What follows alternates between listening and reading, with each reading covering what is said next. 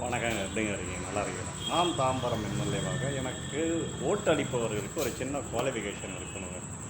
அதாவது என்னென்னா, அவர்கள் நிச்சயமாக மது குடிப்பவராக இருக்கக்கூடாது, அவர்கள் புகைப்பிடிப்பவராக இருக்கக்கூடாது. அவர்கள் பிடித்திருந்தாலும் மது குடித்திருந்தாலும் என்னுடன் இணைய வேண்டும் என்று நினைத்தால், எனக்காக ஓட்டளிக்க வேண்டும் என்று நினைத்தால் நிச்சயமாக அதை நிறுத்தி இருக்க வேண்டும். அப்படி இருப்பவர்கள் மட்டுமே எனக்கு ஓட்டளித்தால் போதும். இந்த மது குதிப்பதாலும் இந்த புகைப்பிடிப்பதாலும் அந்த குடும்பமே சீரழிந்து விடுகிறது.